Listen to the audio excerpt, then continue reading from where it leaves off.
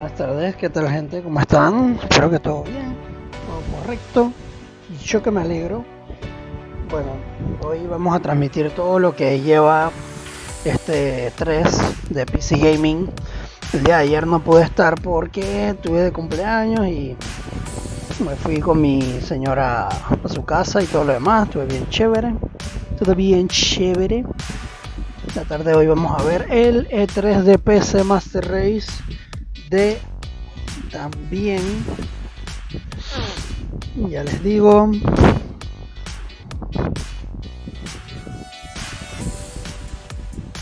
el programa es el siguiente. Ahorita va a empezar el de PC, después viene el de Ubisoft, después Square Enix. A las 2 empieza este, a las 3 empieza el de Ubisoft y el de Square Enix empieza a las 8 pm. Así que vamos a ponerlo ya, vamos a poner captura de pantalla. Vámonos acá al canal donde lo vamos a ver.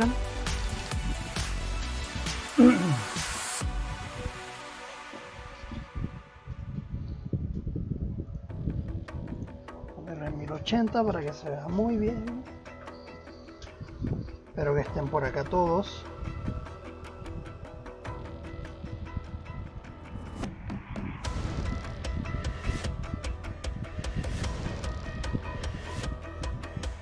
XXPCLD XX is now live.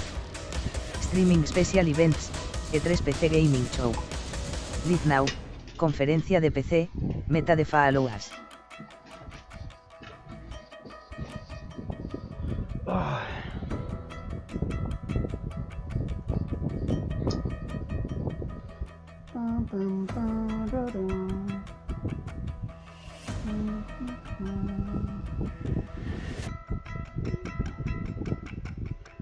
Bienvenido, el que sea que ande por ahí, bienvenido. Vamos a ver. Estoy conectado al wifi, ¿qué es?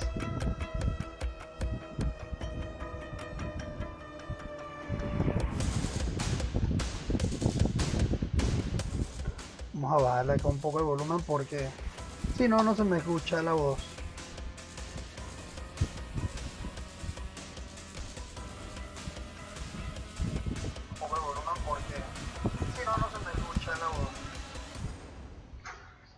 Bien.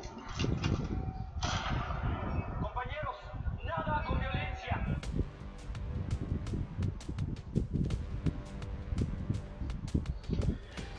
Un minuto para comenzar. Esperemos que esté bien chido y esta conferencia de PC Master Race.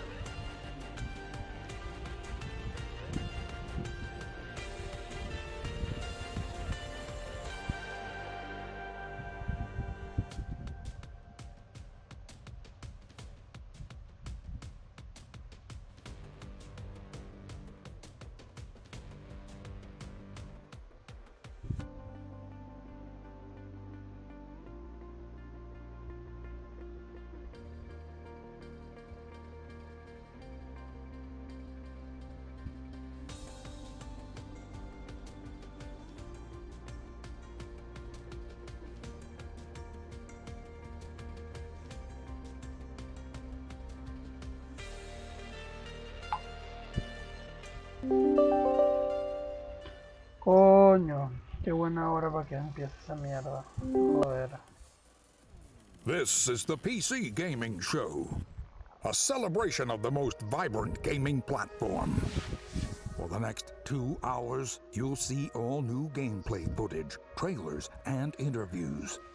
Taking the stage today are first gameplay footage for Vampire the Masquerade, Bloodlines 2, Borderlands 3, the reveal of Evil Genius 2, Starmancer, Last Oasis, 2 new games from Coffee Stain Studios, Griftlands, Planet Zoo, What's Next for Terraria, Remnant from the Ashes, Mosaic, Warframe, Baldur's Gate 3, Shenmue 3, the reveal of Unexplored 2, El Hijo, Age of Wonders, Planetfall, and more.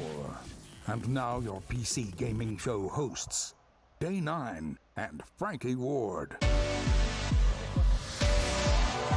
Good morning, good morning. Yes, ladies and gentlemen, welcome to the PC Gaming Show. Yeah, yes.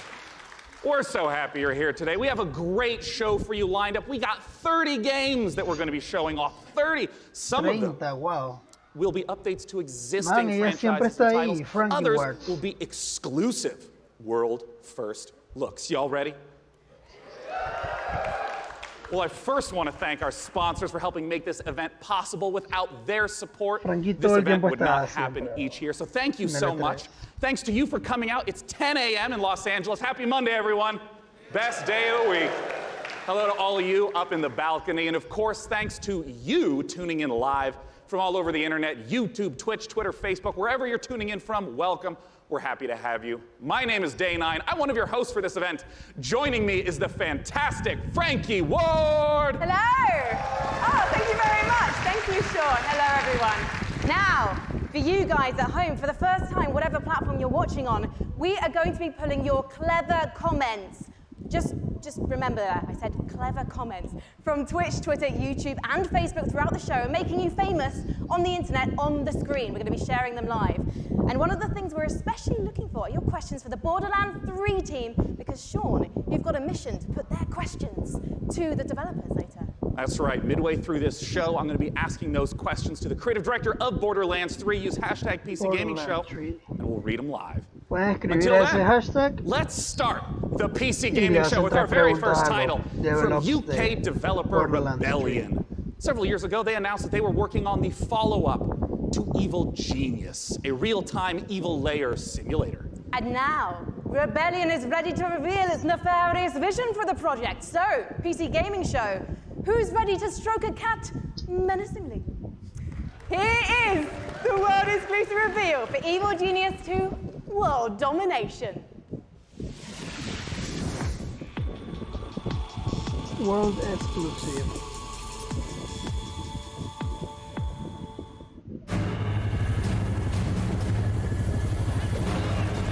Actual footage.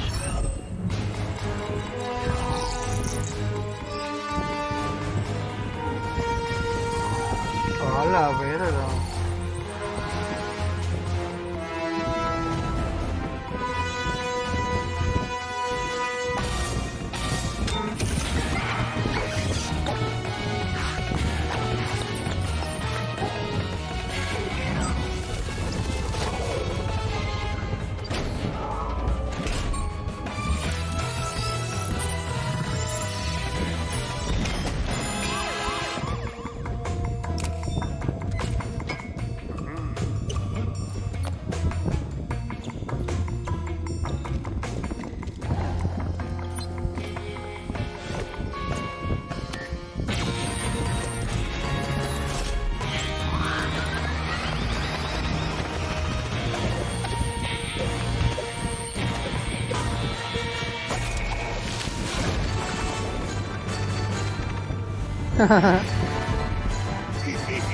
Se ve bien chido.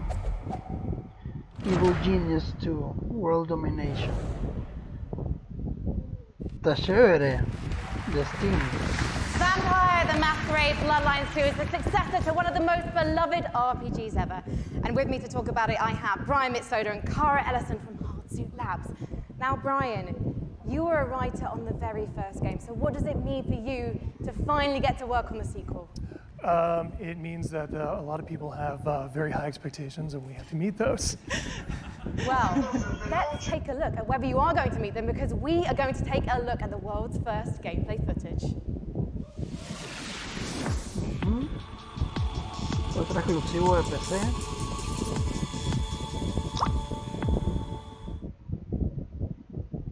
I guess I have to be the one to tell you. You're dead.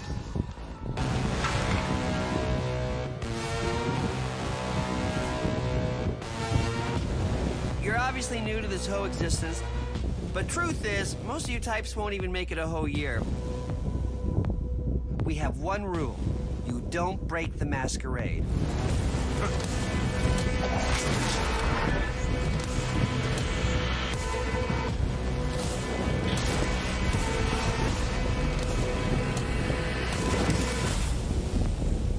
This city.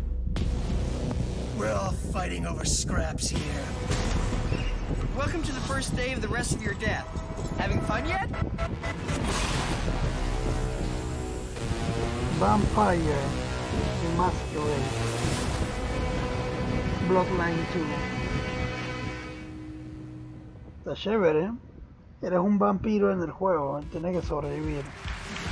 Se puede Guys, what does it pre-order mean desde to be a ahora. vampire in this world? So in the Empire, what it is, it's kind of a darker version of our world, and the vampires kind of need to keep their presence secret from humanity. So the vampires are kind of staying hidden in the shadows while also needing to feed on human beings and kind of manipulating us in order to get blood. We're talking about feeding on human beings. I'm getting flashbacks to last year's show. Cara, it's not just a case, though, of sucking blood and filling up your health meter, is it? Actually, different types of blood do different things. That's right. So we have the resonance system, which means that essentially vampires can kind of see the emotional resonance of human beings, like fear or desire, and then they can feed on those people to like feel the same things as human beings do, to feel more kind of alive, and that can give you like extra boosts in the game. And there were some really interesting characters in that trailer as well. What kind of relationships are we going to be forming with them as the player? Well, very fragile, very volatile relationships, very mature relationships, so it's going to be a fun time. And one thing that was really intriguing to me when I was learning about this game is you don't just get bitten and turn into Nosferatu, Dracula, or Brad Pitt. And to be honest, I think you should maybe put Brad Pitt into the game, because then I'm definitely playing it. You actually have to adjust to your environment to becoming a vampire, is that right? That's right. So essentially, in the game, when you were made as a vampire, sort of very young vampire, a lot of other vampires are made at the same time in this thing called the mass embrace. And that means that essentially they're having a less lucky time than you in the world. You're having a relatively good time compared to them because they don't know what they're doing. They're going through vampire puberty on their own, and you might have a family, you might have, say, a wife and children, and you are morally objecting to drinking blood to survive, and so you might have a less good time, let's say, than the player is having. So you can find them throughout the world as well. And Brian, the first game came out in 2004. You've been waiting 15 years for this. Any pressure? Yeah, tons of pressure. But yeah, we're going to make it worth it. Well, you know what? I think there are people around the world watching this, and of course the audience here, and they all can't wait to play this game. Can you wait, guys? There you go. So I think you've convinced everyone here now. When are we going to be able to play the game? We're going Q1 next year. Fantastic. And when can we learn more? Bloodlines2.com. Thank you so much, Brian and Cara. Good luck. Give it up, guys. Now, have you ever wanted to play Dwarf Fortress in space? Starmancer is a space station sim from Ominux Games and Chucklefish. After a catastrophe on Earth, humanity has launched a desperate attempt to find refuge among the stars. Your task is to manage a colony capable of sustaining life, crafting components, controlling colonists, and sending out crews to mine asteroids. But when you're living in space, there can be big consequences for even the smallest mistakes. Let's take a look at the brand new gameplay for Starmancer.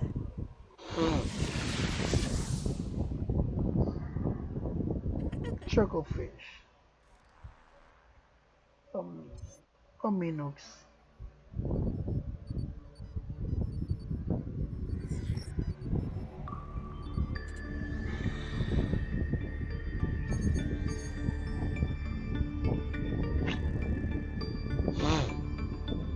Se ve interesante. Build and expand. Max.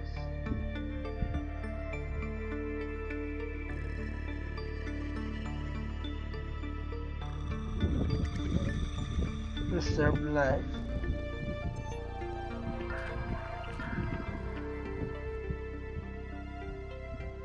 Make friends.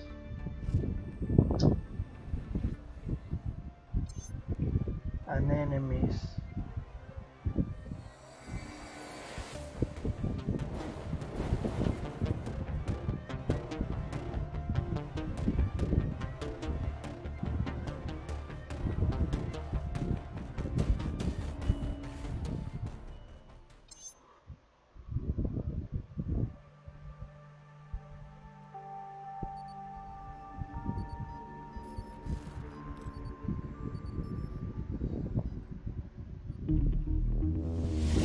Está chévere. Our next guests both started as modders, and now they each independently run their own studio. Let's welcome to the stage from Tripwire, John Gibson, and from Torn Banner, Steve Piggott. Hey, Sean. Now I understand. Both of you started as modders, working independently, and running your own studios. Talk to me about the collaboration that you started together. Yeah, Steve. So we've known the Torn Banner guys for a long time, even giving them some advice when they were modders, going commercial, helping them not make the mistakes that we made. And we've been friends, and we've always wanted to work together. And now we've sort of formed this independent former mod team, professional super group to get an awesome game out to fans. Yeah, and for us, this is a dream partnership as well. We've always been really close with Tripwire, and we really respect their games. We see them as one of the few studios that's bringing true innovation to the FPS genre, and that's what we're all about as well. Let's take a look at this upcoming collaboration between Torn Banner and Tripwire.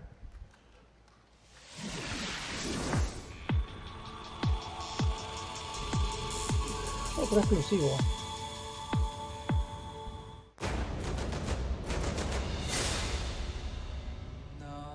Torn Banner. You go first. It's your chicken. Follow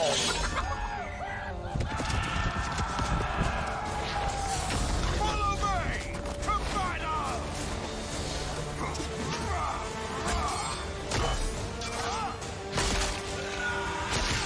What?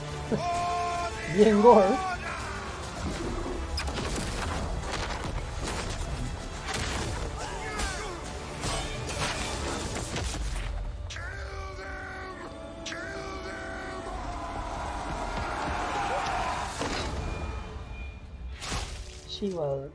She will ride.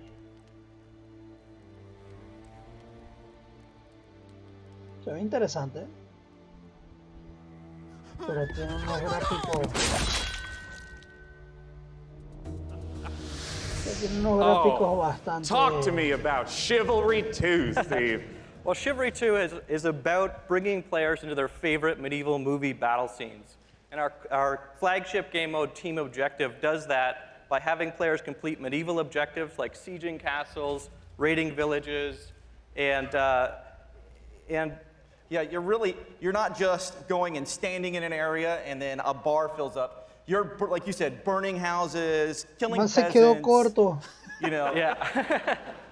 playing as peasants, getting killed. It's really about letting the player experience every iconic moment of the era. And on top of that, this time around, we've increased the player count scale to about 2.5 times what the previous game was, the 64 players. And on top of that increased scale, we've added horses, which really allows us to add a lot of drama to the game and bring experiences like the Battle of the Bastards from Game of Thrones. Don't worry, we'll ignore the last season. Just Battle of the Bastards is going to be in the game. Yes. All right, so I want to ask about the swordplay element to Chivalry 2. I mean, I know it's a really critical element. Yeah, and this time around, we've completely revamped. I mean, we really view what we're doing here as bringing a true sequel in every sense. Yeah. We've attempted to completely revamp the combat, movement, and animation systems so that every swing, every action of the combat feels readable and fair, and also has the satisfaction and the weight that you would expect when two medieval knights in full armor are clashing. Yeah, and it's very, very fluid and much more accessible than the previous game. And it's, you know, the pace is so much quicker. It was what I really enjoy when I'm playing it. Yeah, and I wanted to ask about the fluidity, because in a lot of melee combat games, you hit a button and there's like a full animation swing and then you sort of reset. So it's kind of these discrete, chunky times. I understand that in Chivalry 2, the swordplay operates differently than that.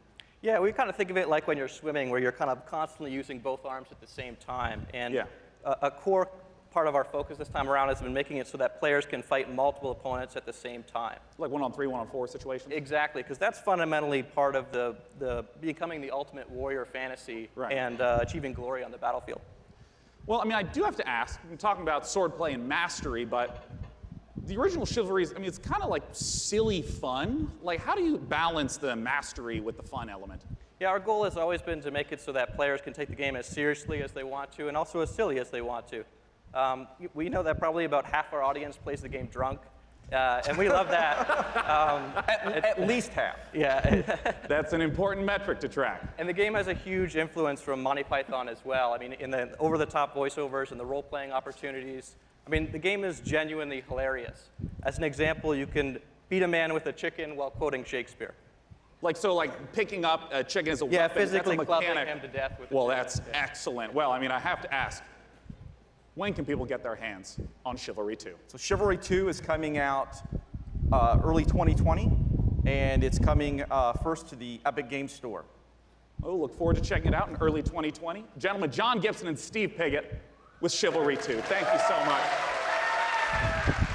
We are just getting started here at the PC Gaming Show. Let's take a look at what's coming up next. You're watching the PC Gaming Show. Coming up, build a world for wildlife in Planet Zoo. From the creators of Darksiders, Remnant from the Ashes, Baldur's Gate 3, and more trailers, interviews, and gameplay footage.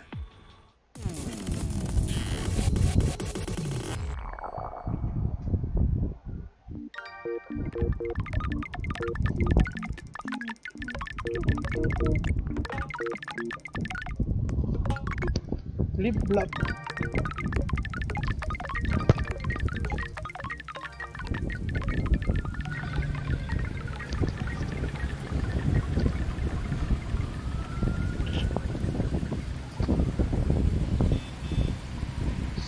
What's that?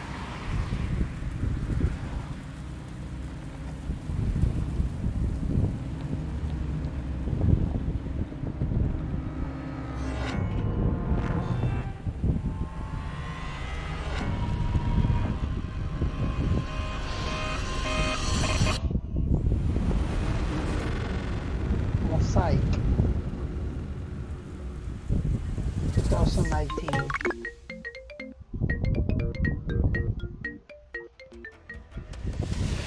That was a brand new trailer for Mosaic, a dark and atmospheric adventure game coming later this year from developer Killbyte and publisher Raw Fury. So how are you guys enjoying it so far? There's been some swords, some space stations, vampire puberty. We're listening to your reactions to the PC Gaming Show throughout the entire broadcast, no matter what platform you're watching and ranting on, so keep them coming. Our next game is a ghost-themed multiplayer hide-and-seek game inspired by a popular mod.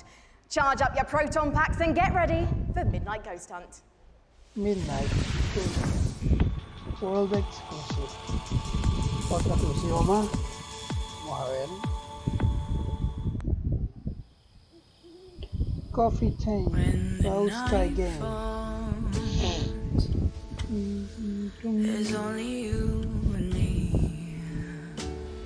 Ven por ahí corriendo. Ah, se transforma en una lámpara. You can count on me. Ghost Hunters. Darling, if you only knew, it'll make you feel brand new. So just tell me, where are you? I got a big surprise for you.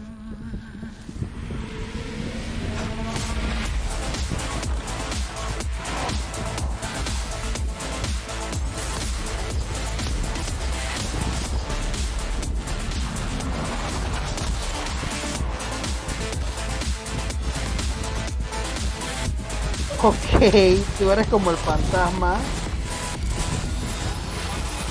y lo demás son Midnight Ghost Hunt. Sign up for Alpha.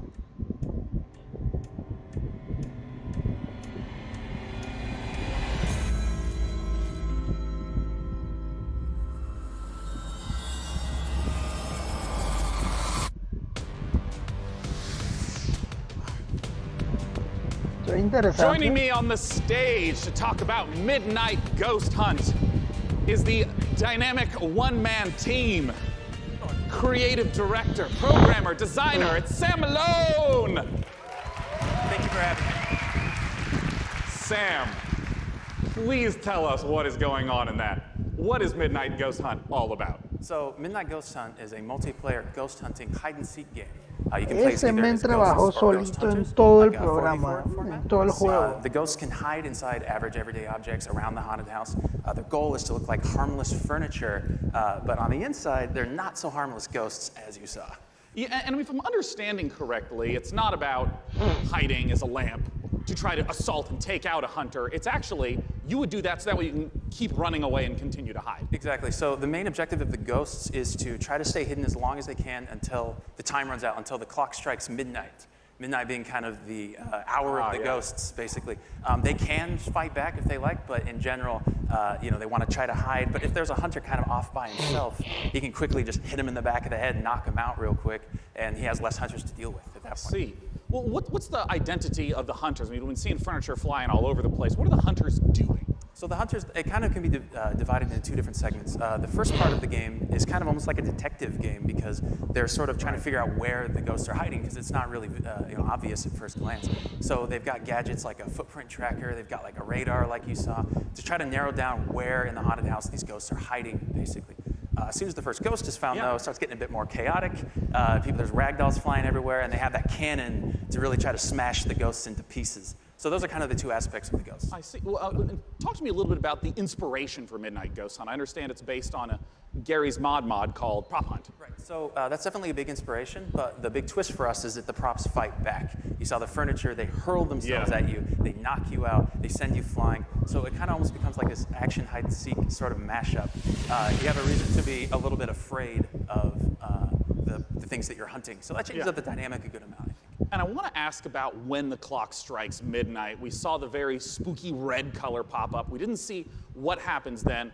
What's going on there? So midnight, if even one ghost survives 4 minutes into the match, then you hear this ominous grandfather clock chime across the map. All the lights will actually flicker out. It'll get really dark and scary, and all of the ghosts that were destroyed actually return as vengeful spirits. They're a lot more powerful than before, and they glow a very brilliant red. So at this point, the tables have turned. The hunters are now the hunted, and they just need to try to work together to stay alive long enough for their evac to come, which is another 4 minutes or so. Usually the ghosts win when it gets to midnight. Are you talking about like 90% of the time? Like 90, yeah, usually because the ghosts are so overpowered at midnight. Right. The hunters are doing whatever they can to try to prevent midnight from even occurring by destroying all of the ghosts and clearing the house, basically. Well, awesome. When can people get the chance to try out Midnight Ghost Hunt? So we'll be running an alpha event later in the summer. You can sign up at midnightghosthunt.com. I'd also like to give a shout out to our Discord, discord.gg/midnightghosthunt. Later in the summer, we'll be giving out keys on our Discord as well as on our main website. Well, wonderful. Ladies and gentlemen, Sam Malone from Vaulted Sky Games. For our next title, we got Frankie up in the balcony, and if I understand correctly, Frankie, this is a sequel. You do understand correctly, Sean, yes. It's a big sequel to a small indie game. Unexplored 2 is a procedural adventure, a roguelike that challenges you to fight, to be clever, and to solve its mysteries. Explore a beautiful world, engage with its creatures, and befriend its people. Search for magic lakes and ancient statues until you die. And die again. This is Unexplored 2.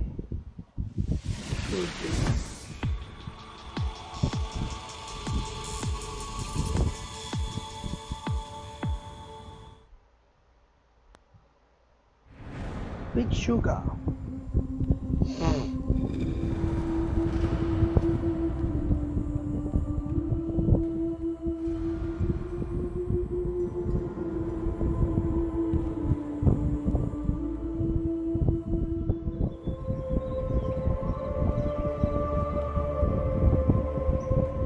Wow, qué bonito.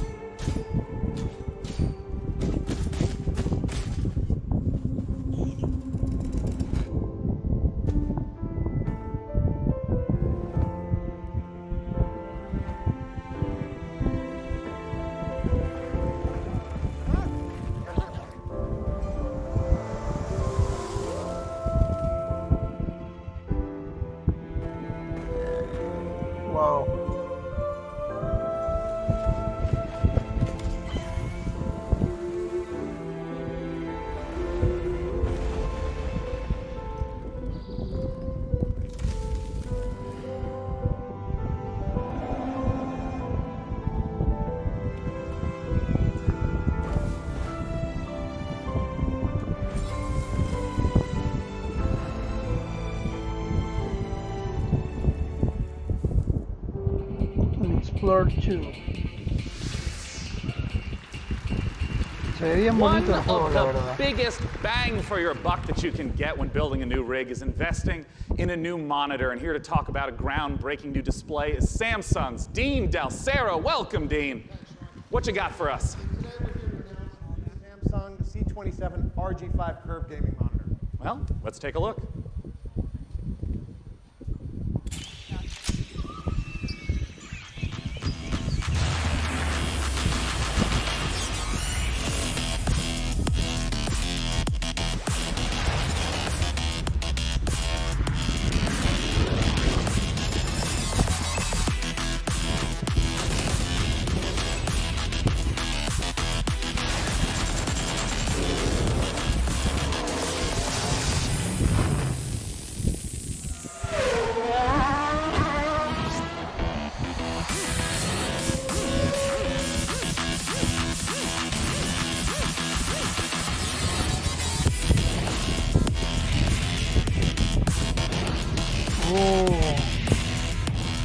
Puto monitor, 240 Hz.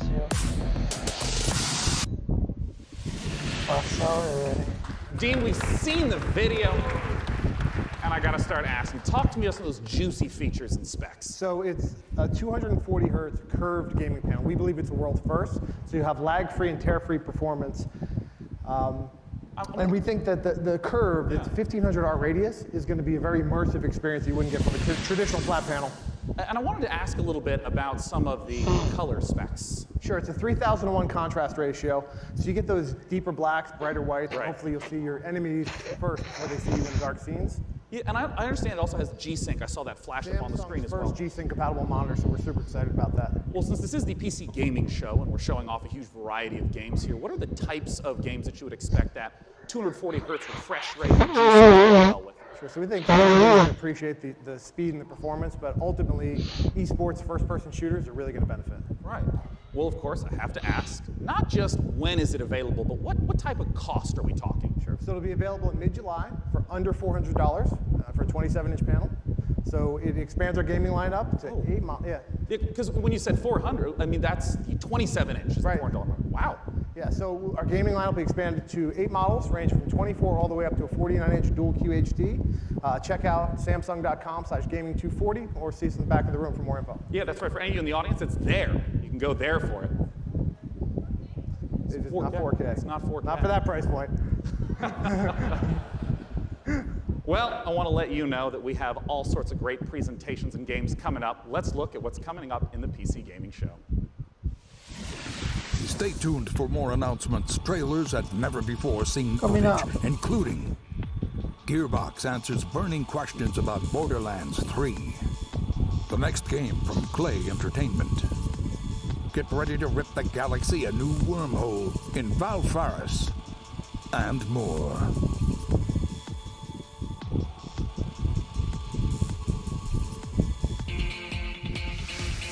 And now the PC Gaming Show presents What's Next from Funcom.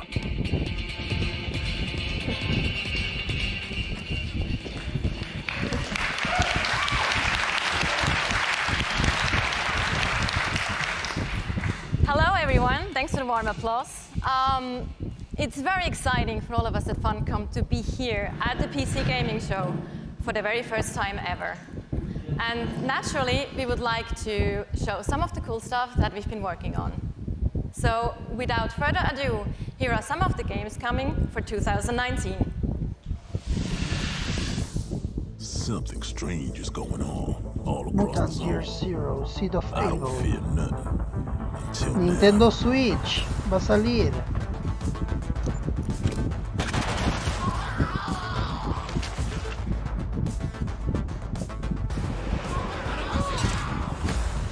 A lot's happened since you've been RPG. traveling, Con. We could use your skills. Stalkers got each other's backs, right? What happens to you happens to me. Conan.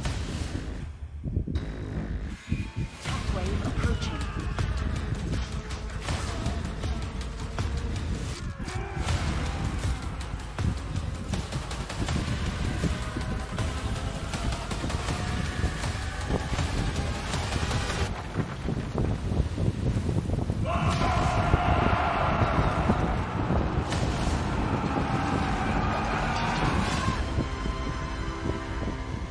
Moons of Madness. Solo PC, en mi caso.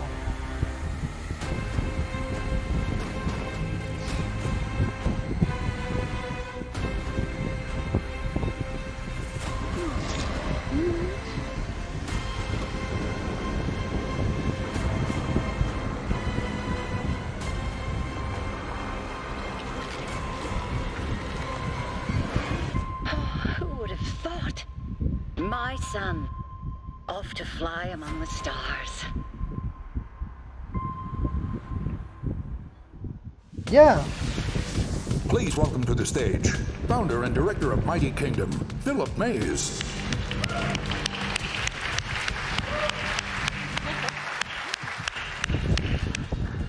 So yeah, at Funcom we've been doing our own games for over 26 years now. But recently we had the great pleasure to be working with some other very talented developers and help them publish their games. And on that note, I'd like to introduce Phil Mays. He is founder of Mighty Kingdom, a studio out of Australia, who has been working with us on something a little different. Thank you, Natasha. So on April 1st this year, we put out a little trailer for something called Conan Chop Chop. And considering the date, it was perhaps no surprise that people decided that that was an April Fool's joke. So yeah, we have a little surprise for you. Check this out.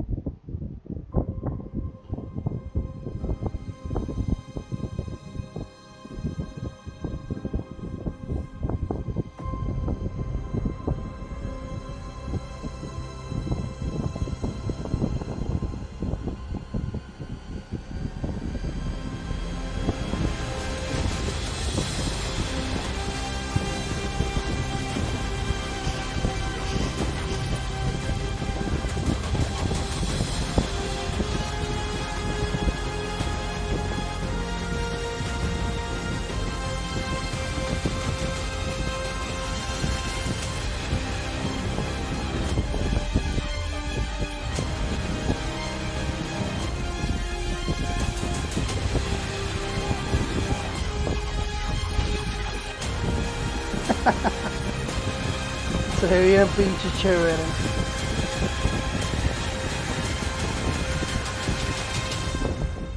Conan Chop Chop. September 3rd.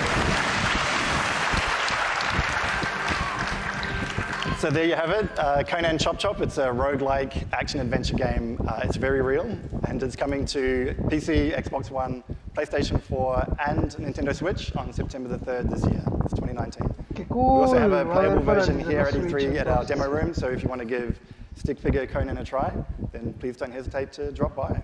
Thank you. Thank you so much.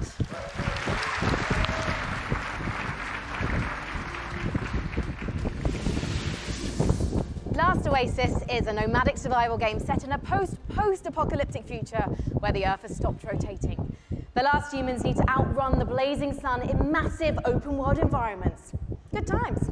But cheer up, sunshine. This is one of the most original-looking multiplayers we've seen, with interesting ideas underneath, a player-driven economy, and some truly incredible death machines. Coming to early access on Steam on July 15th, let's take a trip to the Last Oasis.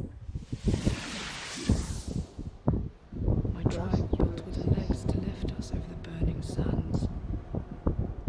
We must move forward or die beneath the sun.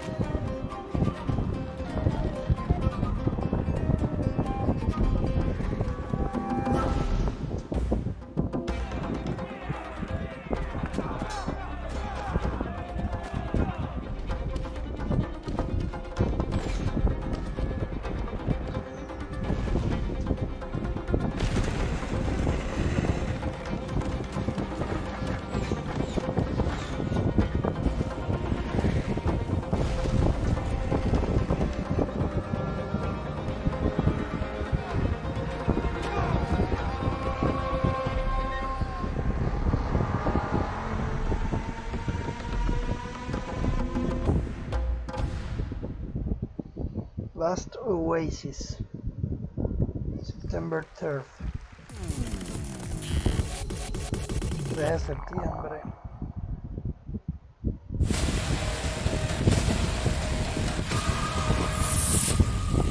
Age of Wonders.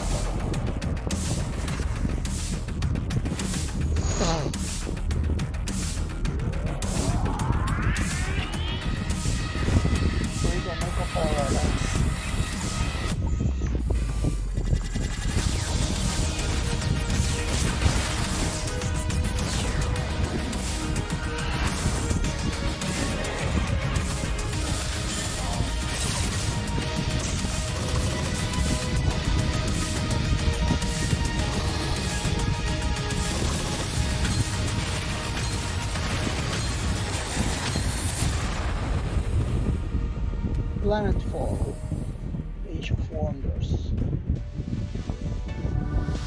¿Por qué no lo sacan para Switch? Se ve bien chido. The name of the game is Age of Wonders Planetfall, a 4X strategy game, and joining me on the stage to talk about it is the game director Leonard Sass and principal gameplay developer Tom Bird. Welcome, guys. Hi. Good to be here. Thanks. So, Leonard, just give us the gist of what Age of Wonders Planetfall is all about. Sure. Age of Wonders is a turn-based strategy game where you play as one of the survivors of a shattered galactic empire. At the start of the game, you choose or create your own faction. Yeah. And they include the Vanguard Expeditionary Forces, who are in cryosleep when everything went to hell. There's scavenging cyborgs, or the Amazon bioengineers who ride dinosaurs into battle. Yeah. You know, I want to ask, because there's a pretty broad range of 4X strategy games, to give a sense of what the gameplay is, I just want to start from the beginning of a game. What happens when you first land on the planet? Well, each race has their own spaceship. The spaceship comes down onto the planet. The planet is where the entire game takes place. And that spaceship will then transform into your capital colony, where your entire empire begins, your sort of attempt to take over the world. Around you, you've got a number of sectors, and each of these sectors has a little story. Well, not most of them. So maybe you'll find a genetics lab, which is still full of horrible mutant creatures, an entertainment complex overrun by horrible robot monsters, a temple with holes in the sky and horrible demons who come and get you. And I did see in the trailer dinosaurs with lasers, correct? Dinosaurs with lasers. Perfect. Well, cats with lasers. No, sorry, no cats with lasers. I'm so sorry to disappoint all of you. No cats with lasers. You have to settle with dinosaurs. You know, I saw the expansive tech tree show up in the game briefly, and I know that growing resources and tech is a huge part of strategy games. How does that function? Right, so part of these tech trees come from your origin race. They sort of represent the past of where you came from. They include new units, new modules for your units, like jetpacks for your troopers, orbital laser cannons you can launch from space, social doctrines, it's not all about war. And then the second part of your tech tree comes from your secret technology, and that's all about the future of your faction.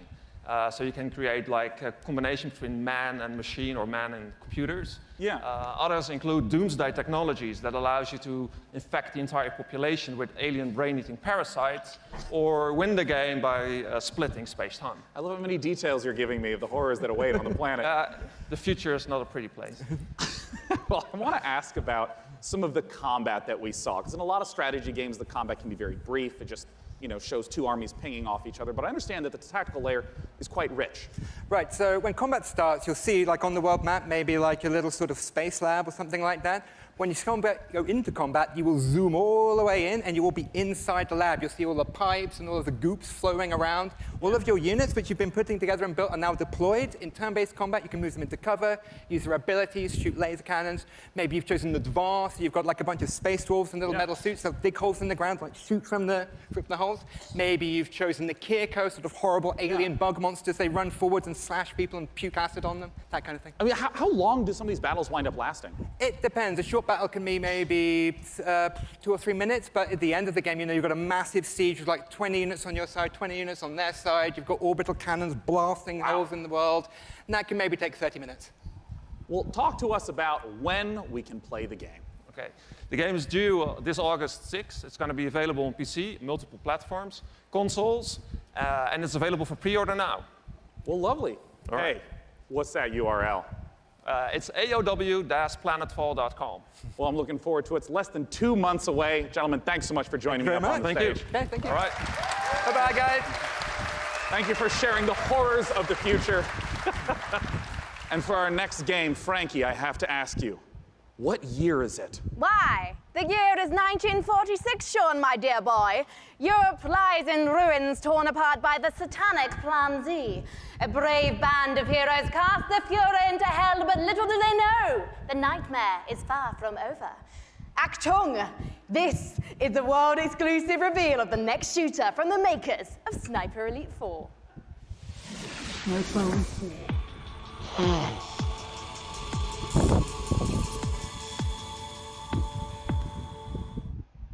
Rated M for mature. Blood and gore.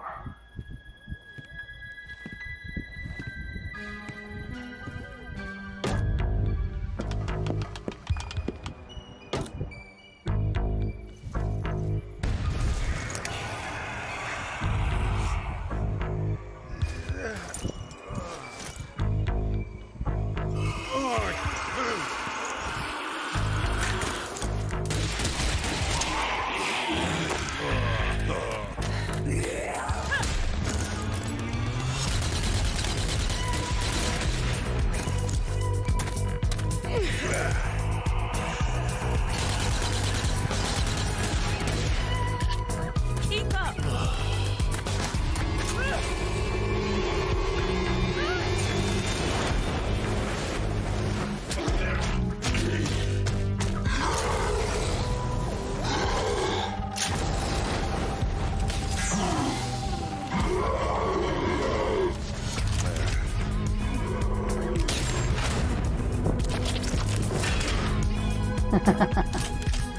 Qué cool.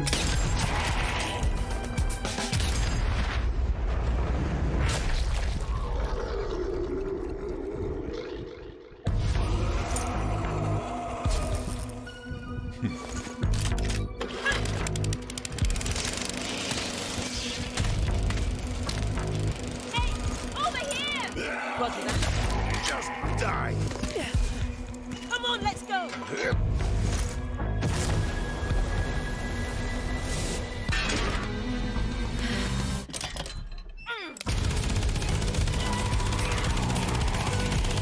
This way. Come on.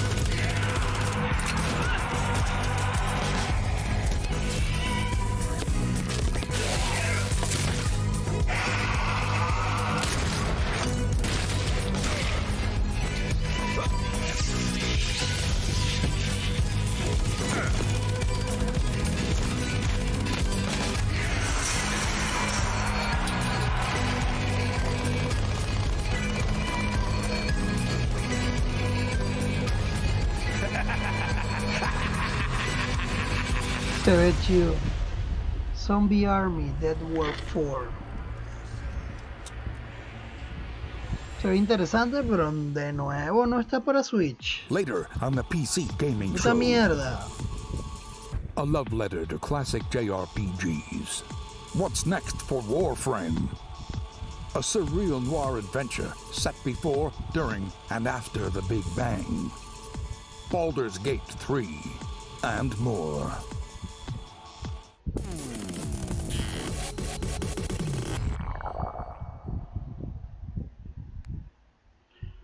God damage. For nearly 100 years, the root have ravaged the earth. Perfect world. Unending assault without reason. We are victims to a hatred that we do not Los understand. humanos árboles. This Los bichos evil árboles. will consume our world and the countless worlds beyond.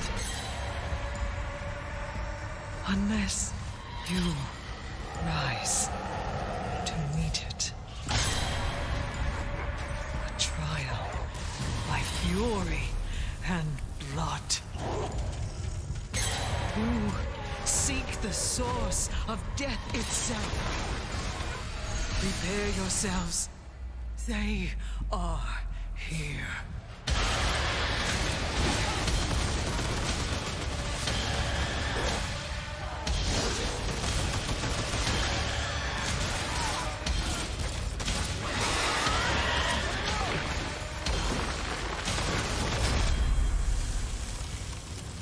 Remnant. Agosto 20. Se ve bueno ese.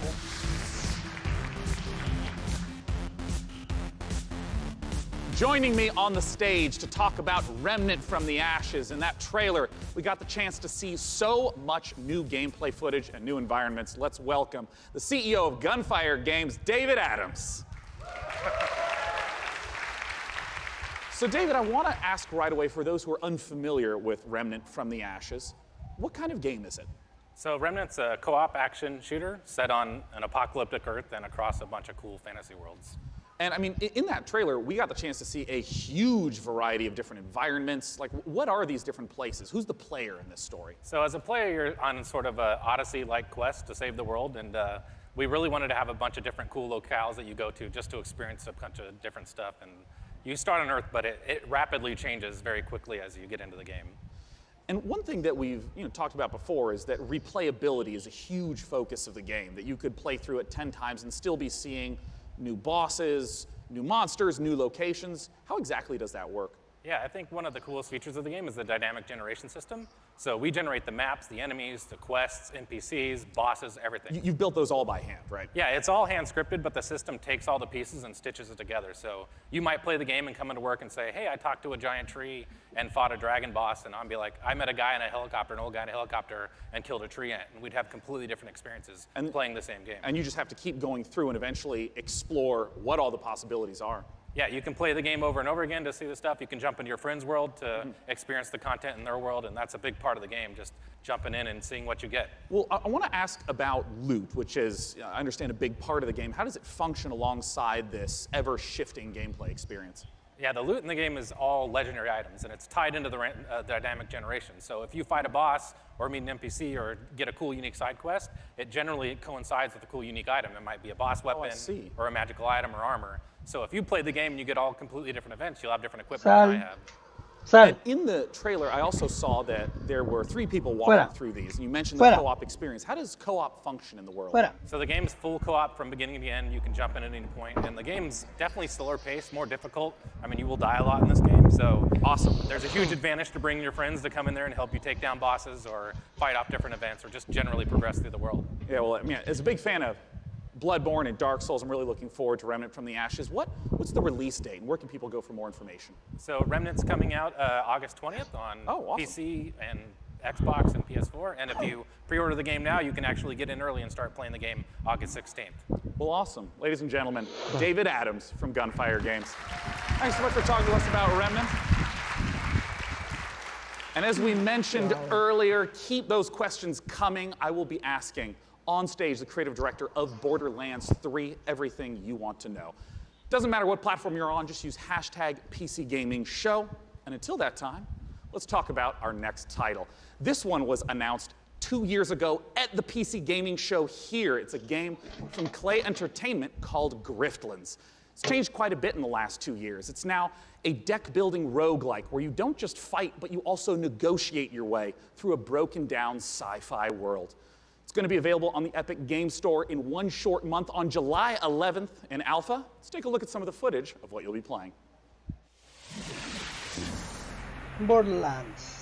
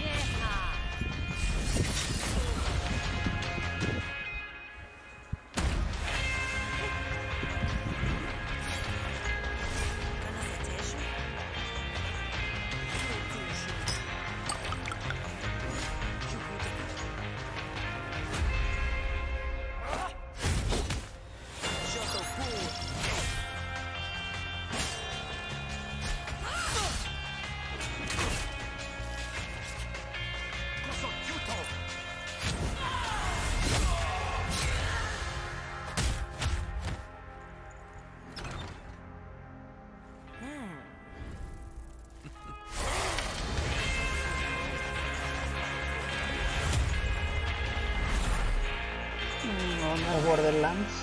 Driftlands.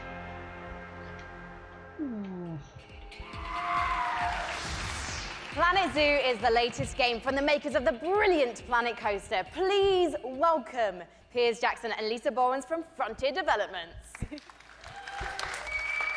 Now, Piers, what kind of zoo are we going to be running here? So Planet Zoo is a new management sim game from us. It involves you building and looking after a modern zoo, and you get to look after the most authentic animals we believe you've ever seen in a video game. Each of our animals are unique, their own needs, their own desires, and their own behaviours. They interact with each other and react with the world you build around them. And today, for the very first time, we're really excited to show everyone here our gameplay video and to announce our launch date. Oh, fantastic. Let's buy the world's largest family pass and take a look inside.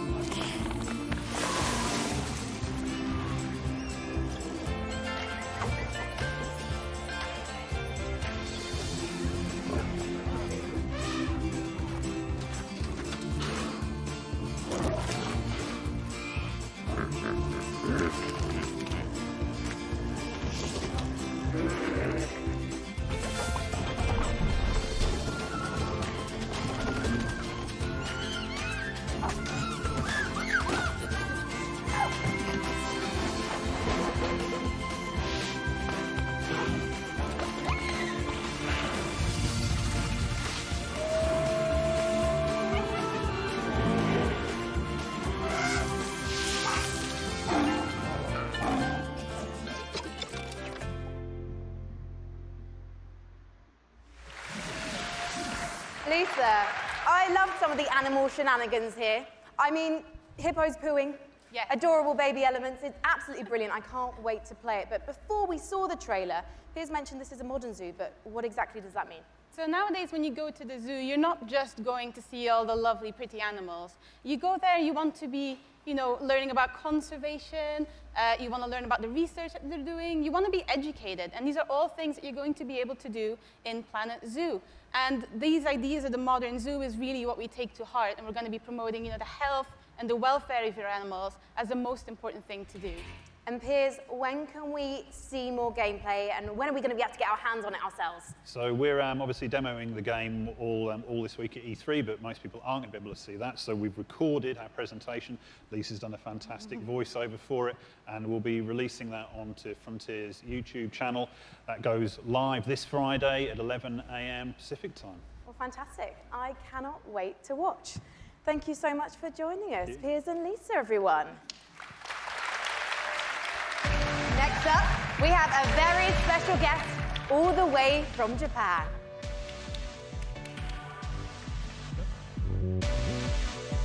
Please welcome to the stage gaming industry legend and Shenmue creator, Yu Suzuki.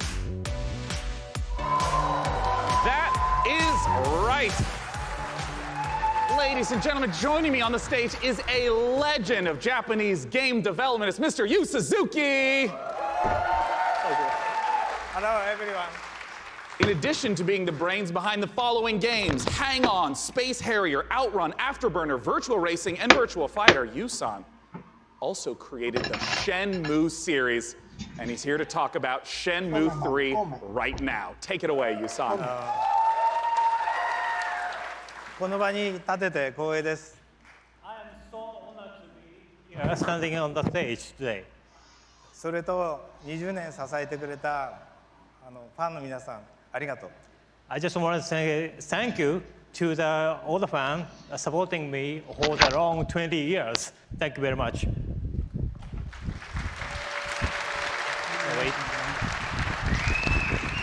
The wait is nearly over. That's right. Let's take a world exclusive look at Shenmue 3.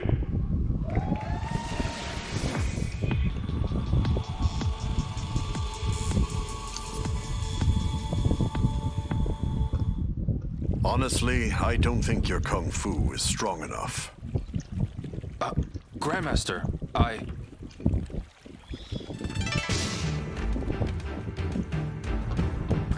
A long time ago, martial arts were bad, but humans are interesting creatures. They practiced in secret, away from prying eyes, and became stronger. One even practiced atop this very boat. None Tread survived the ban and was passed on in this way.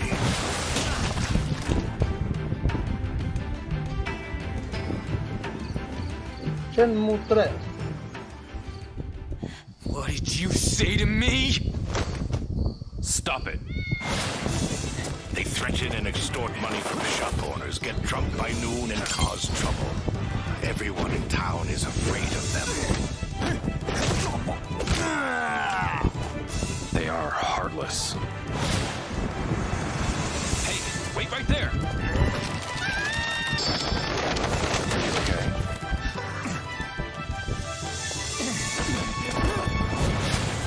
This is him, the Japanese guy who got in our way.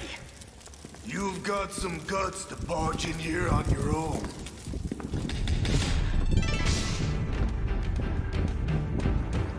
Noviembre 19, 2019. I know so many people have been waiting for Shenmue 3. I would like to once again thank you so much. Thank you, Yusan, for joining us today. Thank you. Cheers. Thank you, everyone. Thank you. Now our next title is near and dear to my childhood heart. It's based upon a game I grew up playing called Heroes of Might and Magic 2. Let's take a look at an upcoming collaboration between Coffee Stain Studios and Lava Potion.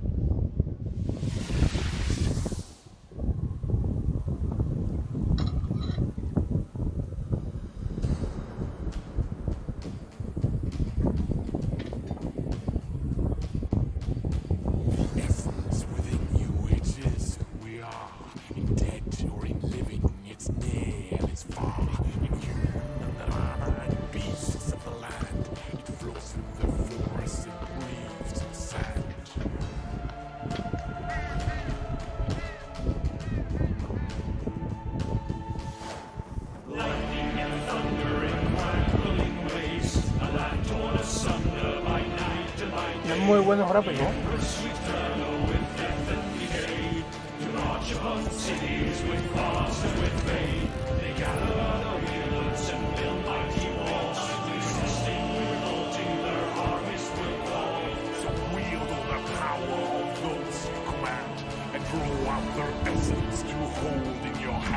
Unleashed on them all to in these final hours. We'll raise every bill to take back what was ours.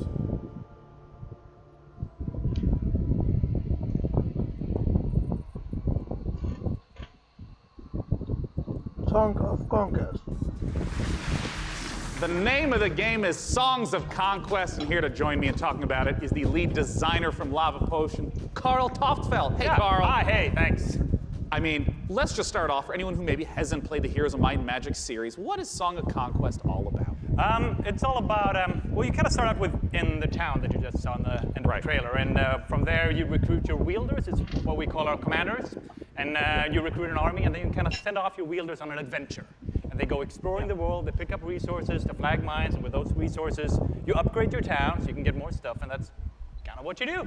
Adventure and strategy combined. Yeah, and you know, I know that part of the core loop is obviously get the resources to build up the township, but for what reason? Armies, man. Talk to me about those juicy battles. Yeah, so the battle, just like the whole game, is turn-based. So you go into combat, you bring all your troops in, and you start by deploying them, and then all the troops have different stats, like offense and defense and health and so on. And they go in initiative order, and then you slug it out, and it's a bit like chess, but instead of like pawns and bishops, you have like horned wands and face spirits. Great. And griffins and so on. Yeah, and all those things. And well, you know, as someone who just loves the Heroes of Might and Magic series, I know that you have translated a lot of the gameplay elements into Songs of Conquest, but what are some of the modern elements that you're bringing in? Well, there's a lot of it, but I mean, one of them is our magic system. We call it the essence. So basically, in the Songs of Conquest universe, everything has an essence within there. It's sort of like the soul. So your troops, they have an essence. And to do magic, you need to bring the troops with the right essence, with your wielders. Oh, I see. So if you want to like make your troops go faster, you need to bring a troop that has that essence, like cavalry. And maybe to ask a basic question, what if my opponent kills that cavalry? Then you can't do the magic. So. Oh, I see. Okay. Yeah. So if you're fighting someone, you kind of have to like weigh the pros and cons of what to kill off. Like, do you want to destroy their magic or their powerful troops? Where can people go to get more information? And as always, when's it coming out? Late 2020. Oh, it's quite a ways off. It's quite a ways off, but you can go to songsofconquest.com and sign up for alpha, and then you can play earlier. Well, as you know, I'm really looking forward to playing it, Carl. Thanks for joining us. Thank you. Now, our next title is an update to a popular co-op game. Let's see what's in store for Vermintide 2.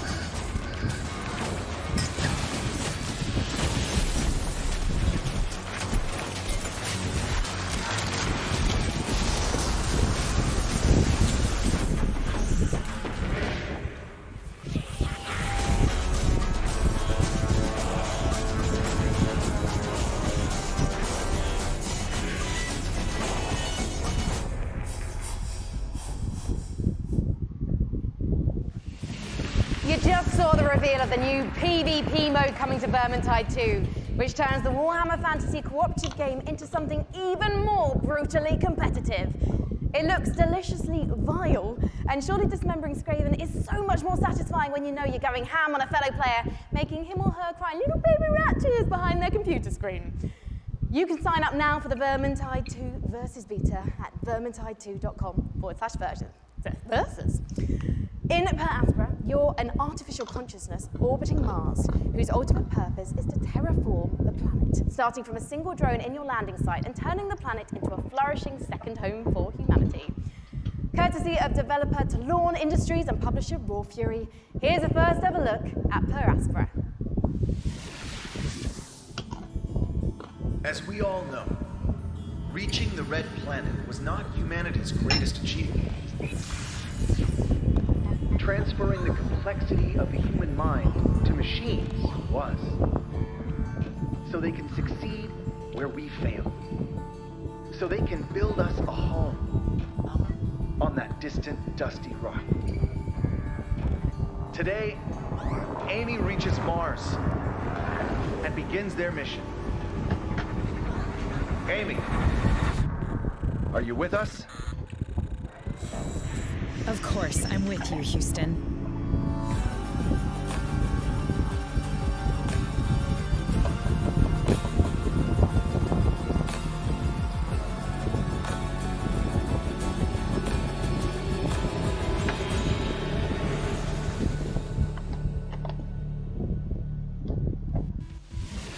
In the Assassin's Creed universe, our next guest sent players back in time to rewrite history. But for his debut project with indie studio Panache Digital Games, he's going to take us back 10 million years to where humanity began. Here to tell us all about ancestors is creative director and co-founder Patrice Desolé. Welcome, Patrice. Thank you for having me. Really happy to be here. I've been waiting 10 years to come back on the big stage at E3 showing off a game. Well, it's fantastic to have you back. I just want to ask, what inspired you to tell the story of human evolution?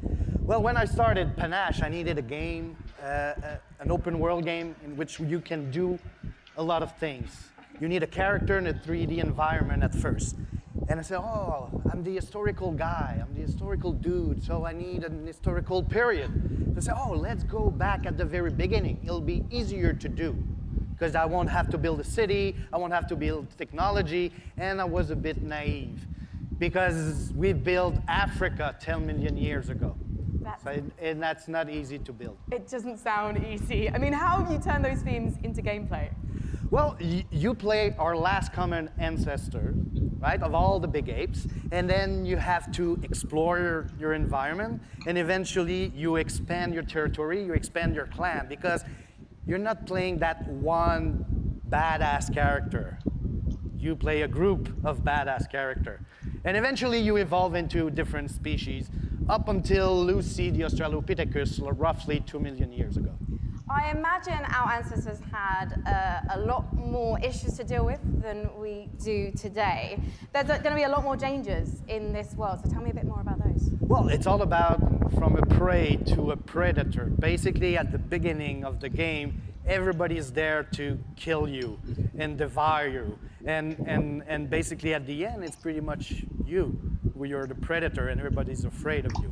And that's the idea of Ancestors, the Humankind Odyssey. So, Patrice, ultimately, what is the key to evolving your clan successfully? Curiosity.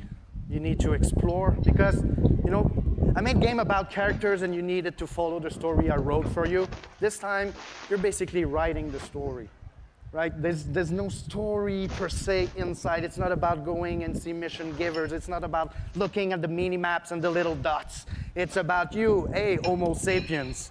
Can you survive like our ancestors did? And that's the question I'm asking the players. It'll be for you to answer that question August 27th. Well, I was going to on PC first. I was going to ask you when we can see it, and you answered my question first. Thank you so much, getting Patrice. good at this. As Patrice says, Ancestors will be released August 27th, and you can learn more at ancestorsgame.com. Thank you.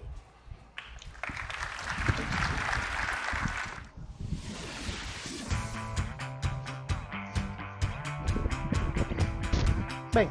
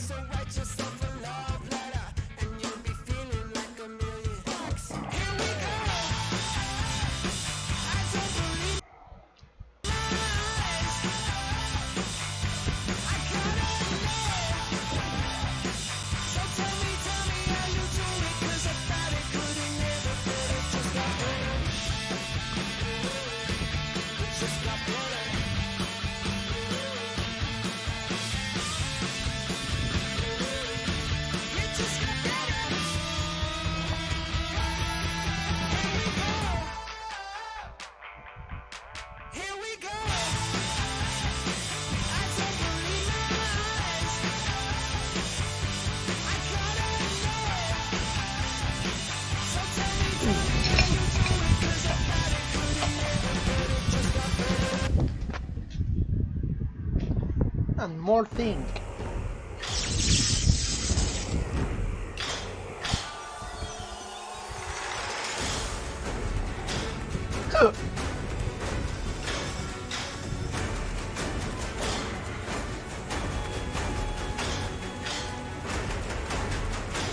Esa vaina que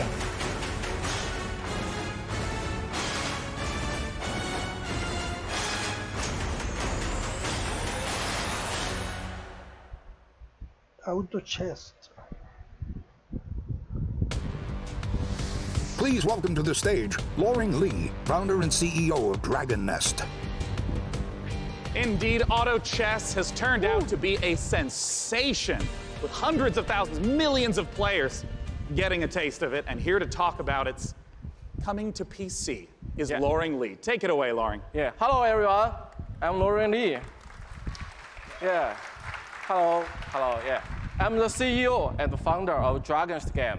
Dragon's Game is a game developer and publisher, comes from China. I'm so happy to be here today on this stage to introduce our game, Auto Chess, to all of you. This is really an exciting moment for us. As the trailer says, this is a real engaging game of auto chess. Dragon's Den now is working with the creator of auto chess, to studio. The We are internet. working together to bring auto chess to our world, both on PC and mobile, so that everyone from anywhere with any device can enjoy the same fun of auto chess. Now we are building the PC version by using the gaming engine of Unreal Engine 4. As everyone knows, Unreal Engine is one of the best gaming engines of the world. With the help of Epic Games and by the power of Unreal, I believe we can finish our job quickly and efficiently. And today, I'm very glad to announce the PC version of Auto Chess will be coming to the Epic Games Store. I look forward to all of you playing Auto Chess on PC later this year. Okay, thank you everyone. Thank you, Loring Lee. Yeah, cool. Thank you. Thanks so much for sharing the news with us. Once again, Auto Chess, if you have not played it, you must check it out. It is so fun. Our next title with Frankie up above, I understand is an inspired indie game. We'll find out, Sean, because one of the things we love about PC gaming is the way that game creators from all over the world can draw inspiration from one another's work. Cris Tales is a great example of that, a gorgeous indie love letter to classic JRPGs developed by a team in Colombia. Cris Tales' spin on the genre brings a unique perspective that lets you see the past, present, and future on one screen at the same time. So you'll see the future change based on your decisions in real time. Here's the world-exclusive reveal of Cris Tales. Cris Tales.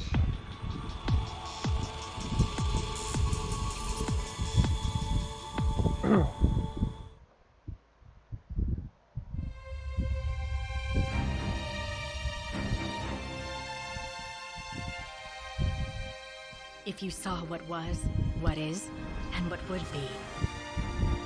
If you knew how it ends. Would you change it? Could you make the hard decisions? And would you be strong enough to fight?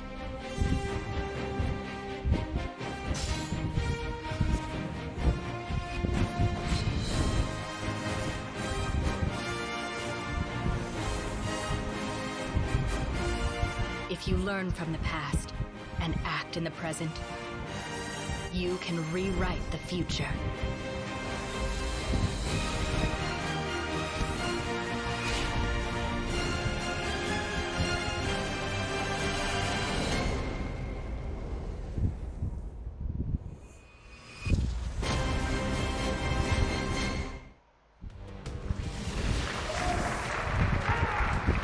In PC gaming, it's not the size of your weapon, it's how you use it. And I'm holding one of the, well, quite frankly, it's a bit average, isn't it? It's just your average, Glock, really. No, it's one of the ridiculous alien weapons from our next game, Valfaris, a brutal, heavy metal-infused 2D action platformer inspired by true old-school classics like Contra and Turrican. Assuming the role of fearless warrior Therium, players must blast and slash their way through the doomed citadel of Valfaris, overcoming its deadly environments and enemies before challenging the arcane evil at its very heart. Get ready to rip the galaxy a new wormhole. From publisher Big Sugar, this is Valfaris.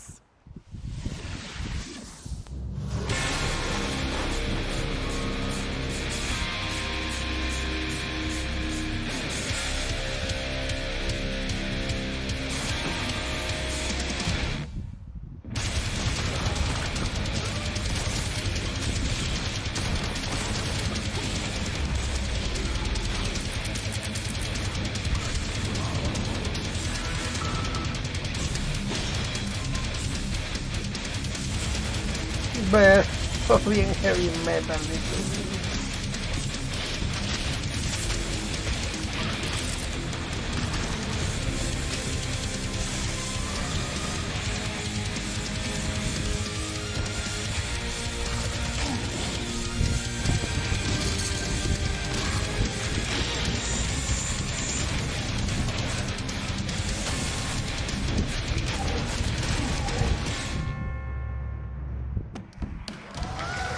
Just incredible action in the Valfaris trailer. I'm very excited for our next guest. In case you have not been in downtown LA, E3 is covered with Borderlands 3 art. It's amazing, it's beautiful. And joining me is the amazing and beautiful Paul Sage, creative director of Borderlands 3. Beautiful's a new one, thanks. Yeah, there you go, Paul. Right. Welcome. I mean, there's been so much hype around Borderlands 3. What's the stuff you're really excited to be sharing this year at E3? Oh man, so we've talked about our Vault Hunters. Well, this time we get to talk about Mose, and she is our gunner Vault Hunter, so she has a big mech, so it's one of the things. All about loot. We're talking about, the different loot, such as shields, grenades, those things, going to different planets, so a lot of stuff to talk about. Well, I mean, I want to start right off with Mose. Tell us everything you can about her. Okay, yes, I'll tell you everything I can. So Mose, again, like I said, she's a mech pilot. She has this big mech, it's called Iron Bear. She gets into Iron Bear. Yeah. We have multiple action skills, which means that she can equip either a minigun or a railgun or a flamethrower. If you want to barbecue your enemies, something like that. Oh, so, nice. Mix and match. Yeah, Mose is a terrifically fun character for us right now. Now, we've been excited to be collating a whole bunch of community questions. We're going to break them into two categories. First, there's a whole bunch of repeat questions that I want to make sure we get to right now. One of the big categories is about loot, because you've mentioned having a billion guns earlier, but what can you tell us about some of the other gear, the other progression systems in the game? Yeah, so let's talk about grenades, like one of my favorite things that we don't get to talk about a lot. So in the past, we've had grenades that they've had like one thing. They can bounce, they can stick to different things, Yeah. This time, we're combining like all of those things. So for instance, the other day I was playing and I threw a grenade, and that grenade had a bounce, it would stick, an explosion would come out, and the grenade would fire guns as it was going through, right? So we have like a ton of different grenades that are in there. What? Shield where if you duck, that shield will extend out in front of you, so just tons of different things that we have with our characters. Class mods are unique, and that they give you skills this time as well as enhancing the skills you currently have. I also remember earlier you mentioned about artifacts. What are those? So artifacts are, we've kind of concentrated on like, hey, does the game feel fluid? Can I, slide into things? Can I jump? Can I mantle? Right. So when we were playing with that, we slid into a barrel, right? And the barrel exploded, and we're like, well, that's kind of fun. Yeah. So why don't we do something like that? So our artifacts actually add certain things to movement. So for instance, you can slide faster, you can slide, and every time you slide, there's an explosion. We have something we call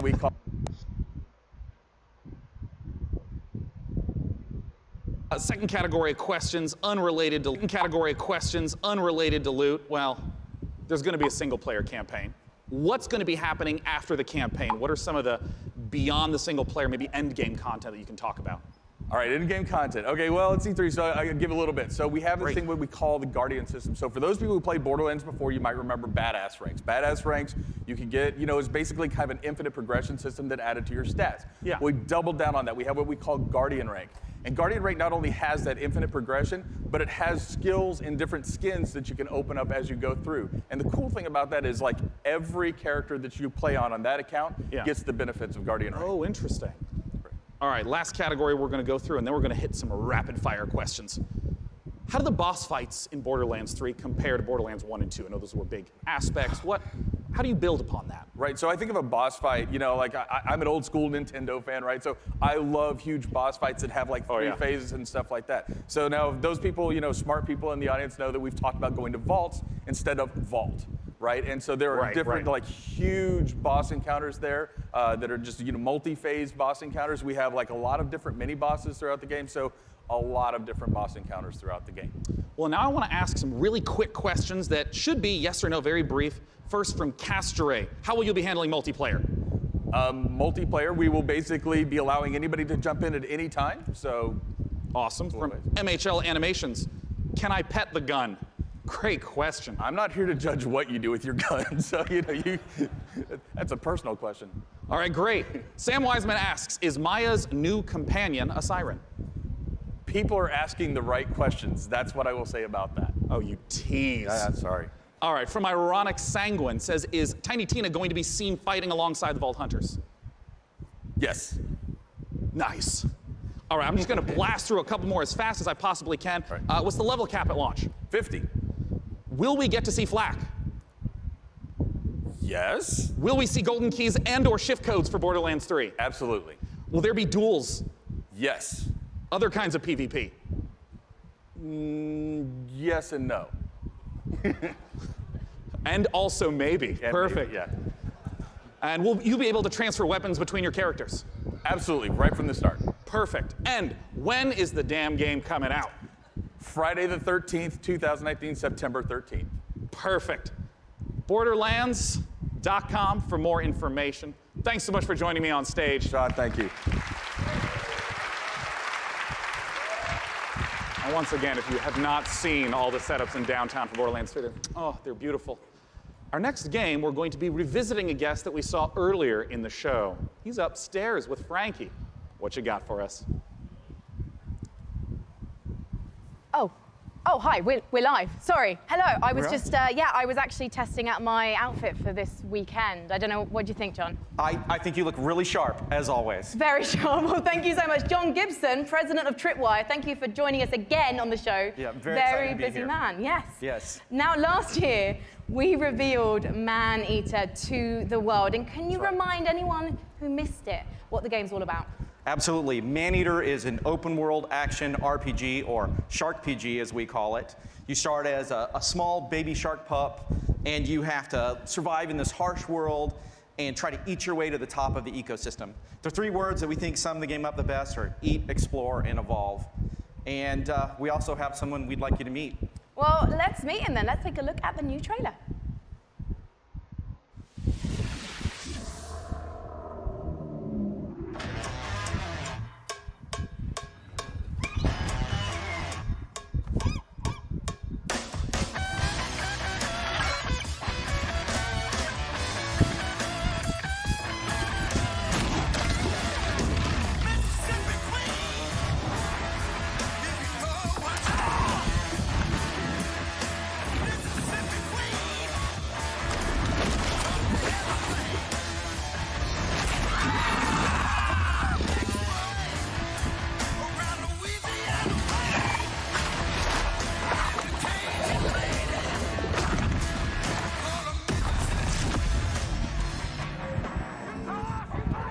Come any closer with that camera, we two gonna tussle.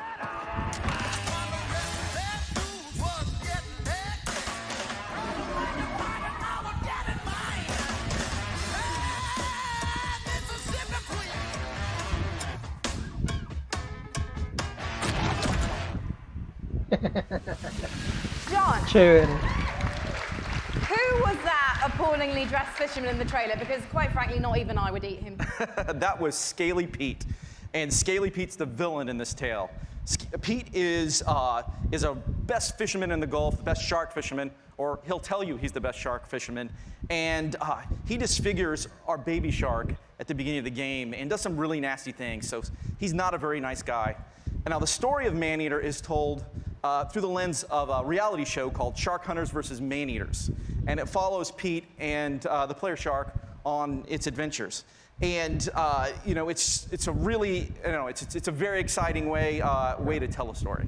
And based on that trailer, to be honest, John, it looks like your main goal of the shark is to just bite everything. Yeah, there is an awful lot of man-eating going on in this game. That is the name of the game. And but we'd like to think of the game as a shark-tastic fun action game. It's like GTA if you were a shark. But there's there is more to the game than just eating. So we spent a lot of time moving through the water, breaching out, and adding abilities to go up on the beach for an afternoon snack. There's a lot of exciting things that you can do in the game. And you mentioned before it's a shark PG. How does that progression system work? So there's three facets to the Shark PG elements of the game. There's growth, there's life phases, and there's evolutions.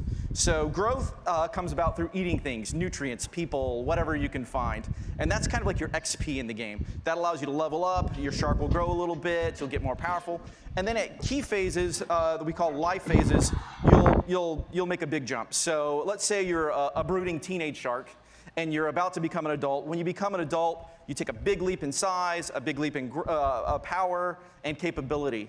And then as you reach these life phases, you unlock evolutions that can be applied to parts of the shark's body. For example, you could get metallic teeth that allow you to shred boats, or a powerful tail that allows you to jump to incredible heights, or you could get mutated lungs that allow you to spend a little more time on the beach getting those afternoon snacks. Just really quickly, John, everyone's wanting to know this question. When's it coming out?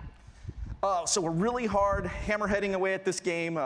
and trying to make it the most awesome shark RPG ever.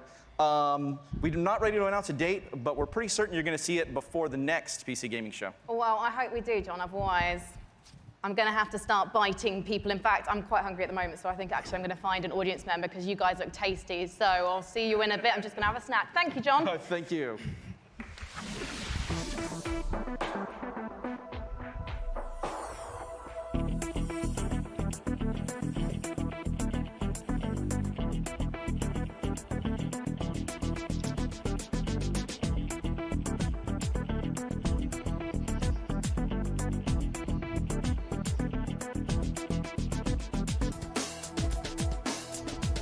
Se ve interesante.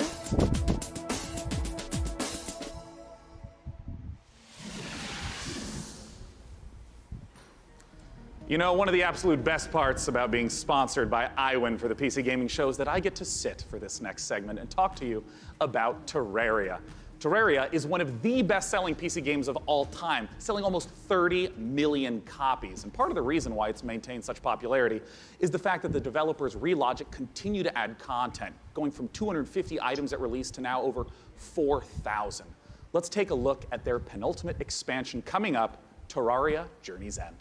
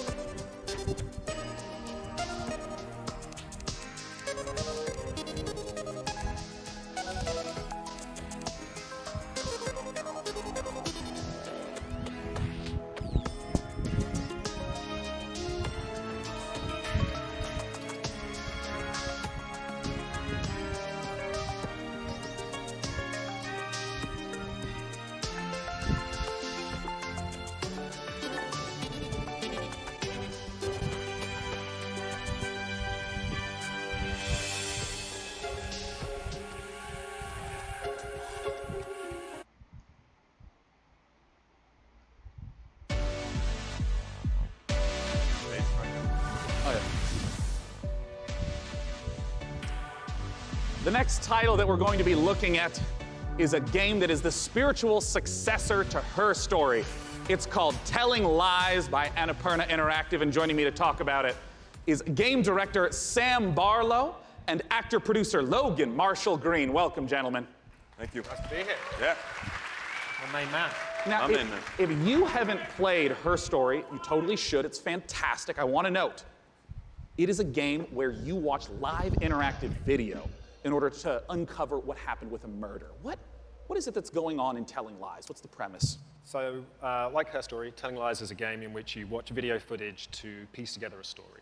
And this time we have a woman who has stolen an NSA hard drive, which contains secretly recorded intimate and private conversations between our four characters. Something has gone terribly wrong, and it's up to you to figure out what and why. It's time to take a look at some of the gameplay mechanics and see Telling Lies in action. Let's take a look.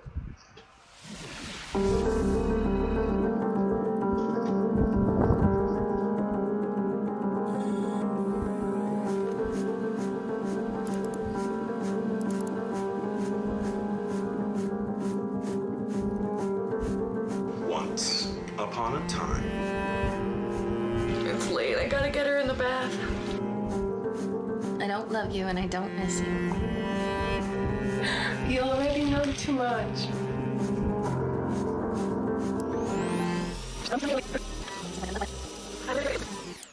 It's late. I gotta get her in the bath. All right. Love you. Love you.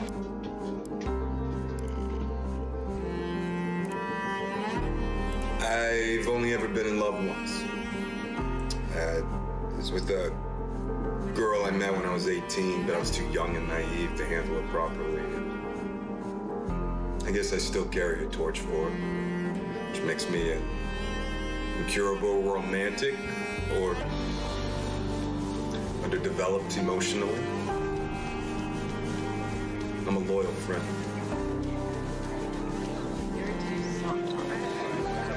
A man died in my house at work today. Not funny. done anything.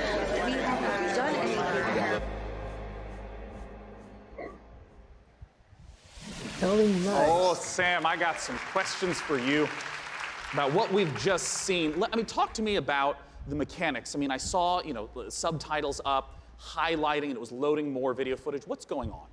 So what we do in Telling Lies is we take all of the exploration you would have in a normal video game. So all that walking around in a 3D world. Yeah. And we apply that directly to the story, to the footage itself. So you're going to be scrubbing around in these clips, paying close attention, and you're going to be picking up on the subtext, listening to names, people, places. And with that information, you're going to use that to find more clips, dig into those, and over time kind of build up this picture of the story. And it's truly like an open world video game. Well, I mean, a lot of times with open world video games, they talk about, the square kilometerage or miles in America. What's the sort of scope that we're talking about? Like, how many hours of footage is there? So we got like over 10 hours of footage here. Wow, really? It's a story that encompasses like 2 years. What I wanted to do with this one was, like I say, really embrace this idea of it being an open world game. You're free to explore and follow your curiosity. Just lose yourself in this story, all the characters. It's this huge, messy, colorful story that we're trying to tell. Well, I'm curious, Logan, as a performer in this kind of game, what is it like to actually try to have all the layers in there for each performance, also not knowing when a player is going to be seeing the specific footage you're performing? Well, it's definitely a non-linear open world game, but our approach and Sam's approach was not unlike a movie or a TV show, and we had to understand it A to B. And so for the most part, that's how we shot it. Obviously, when you're shooting a movie or a TV show, and in this case, a game, you're going to be shooting out of order, but we actually stayed pretty linear in how we approached the story. We went after it like all the other times we're actors. We just went after intention and what do we want, and we tried to make it as deep. It's got a lot of scope. But we wanted to make it as deep as possible, and Sam is one of the best movie or TV directors I've worked with, so it was very similar. Nice. Yeah, look at you two. Now, of course, I do want to stress to any of you, if you have not played Her Story, it's quick to play through. It's absolutely brilliant. Please check it out in the meantime. But we're, of course, waiting to find out, when can we play Telling Lies? Very soon. Very soon, I promise. We'll have a date soon. Right now, you can go to Steam. You can wishlist it on Steam. We all love Steam. And yeah, very soon. We'll be showing a little bit more during E3, and the game will be out, very soon. Fantastic. Desperate to get it out there. Yeah. To play it. As soon as humanly possible. Well, Sam, Logan, thanks so much for joining me on stage. Once again, Telling Lies. Now, up on the balcony, Frankie's going to be talking to us about a game that my friends, year after year after year, keep telling me I have to play because of how much they've improved it. Frankie, what's going on with Warframe? Well, one of my favorite parts of last year's show, aside from being upstaged by a giant duck, was getting a glimpse at the future of Warframe. And here with the latest look at the next expansion to the universe is Space Mum Rebecca Ford. So, chat, behave yourselves, please, because Mother's here. Now, Rebecca, what are we about to see? We're going to take a look at an amazing trailer that our team has put together. A lot of our players have been waiting a year for a look at what we've been calling Railjack, so it's about time to, see what we've been doing. Yeah, let's take a look.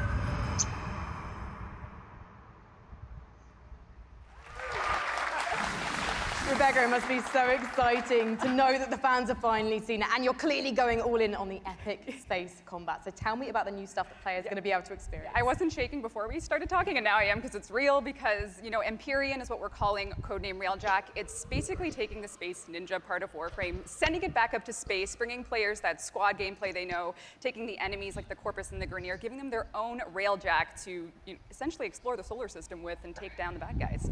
And when are fans going to get to see more? Well, TennoCon is in London, Ontario. It's July 6th, and you can come watch it online on Twitch. We're going to be showing a lot more in our keynote for what Empyrean is going to be. Well, today I'm getting a feel for the suit, so what's the deal with that sweet-looking Necros Prime? How do I get my Tenno arms into it? I cannot say that on live television, but, you know, there are ways. But yeah, you just have to link your Warframe account to your Twitch account. If you watch 30 minutes of our Tenno live show, you can get it, but hopefully you stay for the whole hour, because we got lots to show. Well, thank you so much, Rebecca, and good luck with TennoCon on July 6th. Thank you. Okay, now we've seen some amazing stuff today, but nothing quite so gloriously strange as our next game. Developed by Brooklyn-based studio Feral Cat Den, it's an existential-based jazz odyssey set during the Big Bang. Yeah, it's actually blown my mind learning about this one. Buckle up, everyone, because we're about to get bonkers with Genesis Noir.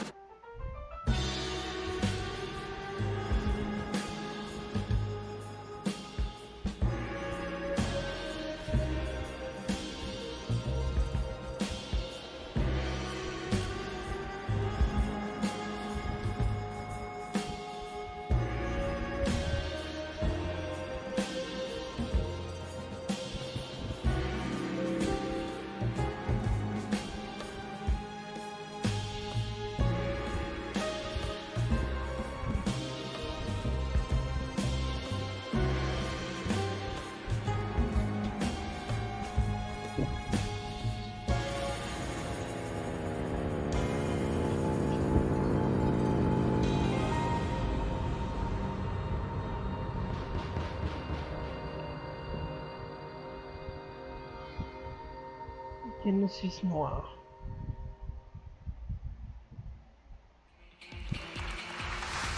Genesis Noir, just beautiful, stylish art. The next game we're going to take a look at is the twist on the stealth genre. It's called El Hijo, where you play as a 6-year-old trying to escape a monastery and find your mother using toys and tricks to avoid monks. Let's take a look at this gorgeous spaghetti western-inspired project from Studio Handy Games.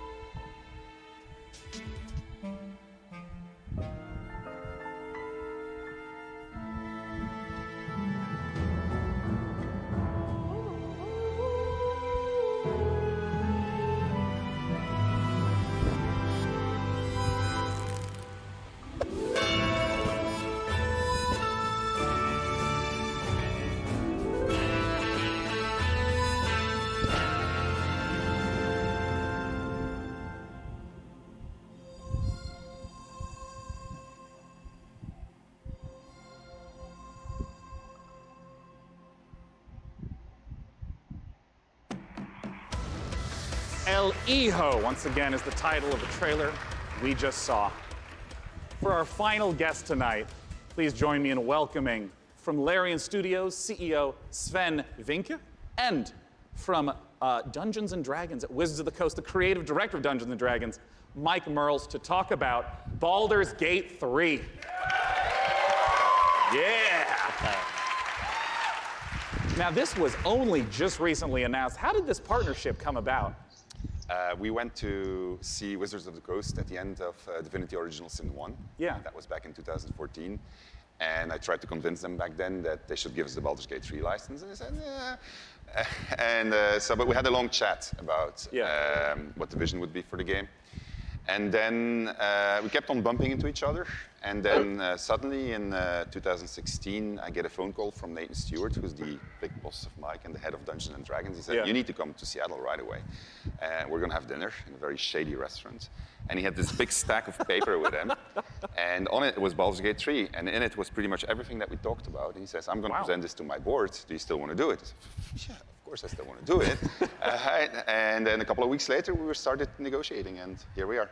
I mean, what does the Baldur's Gate franchise mean to you, Mike? Oh, to me, it's the crown jewel of D&D computer games, right? I mean, for me personally, Baldur's Gate, the original one, was finally I had the chance to actually play a D&D campaign rather than having to run them for all my friends. So it means so much to us. Baldur's Gate, it's such fantastic storytelling, and it's so exciting to see it come to not only a new generation of gamers, but for the gamers who remember the 20 years it's been since the original, the first two in the series. So it's incredibly exciting. And for us, it's such an important part of the D&D mythos as a whole. And we got a chance to see the trailer. Talk to me about some of the story elements, the world elements. What are things we're going to see in Baldur's Gate 3? Well, we're only talking about what's in the trailer right now, but obviously you're going to go to the city, because we start with the city. You start outside of the city, actually. There's going to be mind flayers. They're very nasty. You are seeing in the trailer the process of ceremorphosis, as we would call it. It's accelerated, so that's not normal. Yeah. And you're going to see a lot of iconic creatures, iconic characters, iconic places, and that's as far as we go. I'm curious about some of the gameplay elements, because obviously, there's just been a big resurgence of Dungeons and Dragons, tons of broadcasts on Twitch. I mean, how do you translate some of the insane things that players want to do into, what has to be a structured computer game? So we started with the player handbook, which is basically the basic rule set of Dungeons & Dragons. Which player handbook? Which Fifth edition. Right. Yeah. And so we ported as much as we could to the video game. We looked at what worked really well. We looked at the things that didn't work that well, because it is a video game, and this was made for tabletop gaming. And so we started modifying those things, and then we had to add things on top of it, because if you play tabletop, you have a game master, and you say, well, I want to do this. Yeah. And then the I game want to start a fight with a pigeon, and he's like, okay, roll for dexterity. Exactly, that's it. So we had to add systems to make that possible within the game. But we've gone very, very far. Yeah, I mean, can you give an example of like a crazy moment that a player might do that you could actually play out in the game? Well, let's say that we get into a fight because you ask a nasty question, I don't want to answer it. And I take the chair over there, I put it on fire, smash it on your head. Well, just as an example. It's just an example, it's fine, we're just talking, These are things that we have to put systems into the game for to do it, which are not necessarily going to be described inside of the book. Interesting. And I mean, like, Mike, in terms of your role, speaking to Larian Studios, you have tons of data of all the sorts of things that players do. What's the sort of information that you provide in assistance? Well, really what it comes down to is providing the story support. We think of Dungeons & Dragons, the universe of D&D.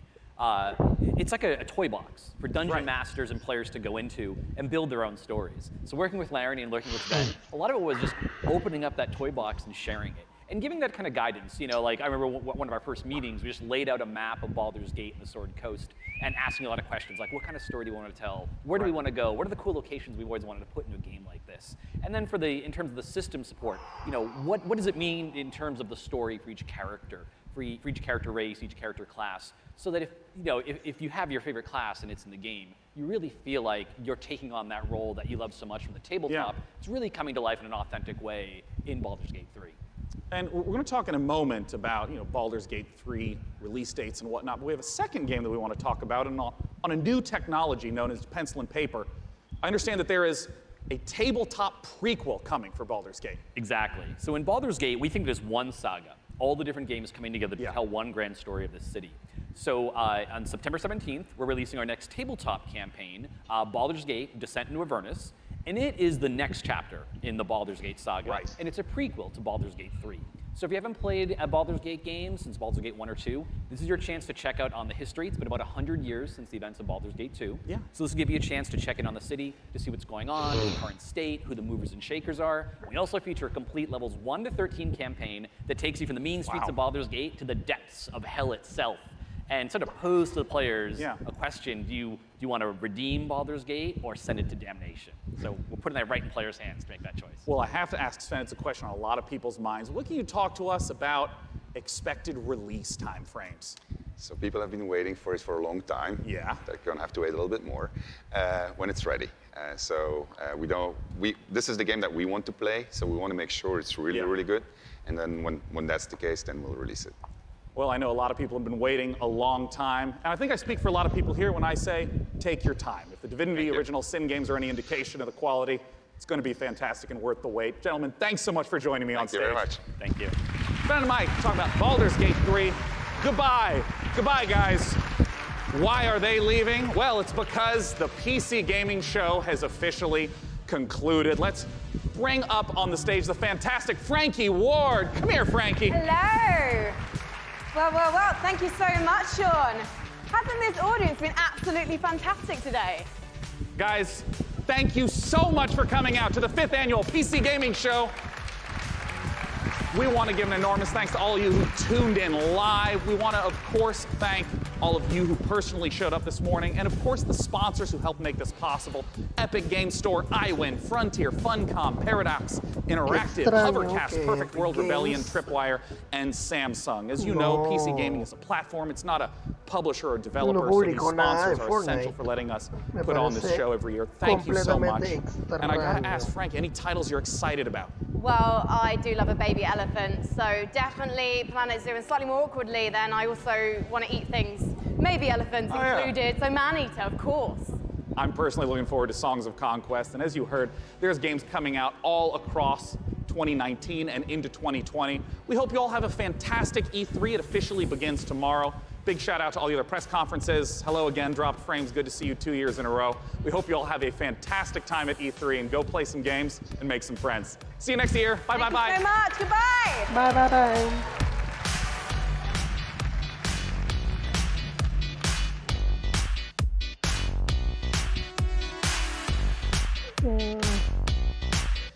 La gente dice que estuvo épico, pero en realidad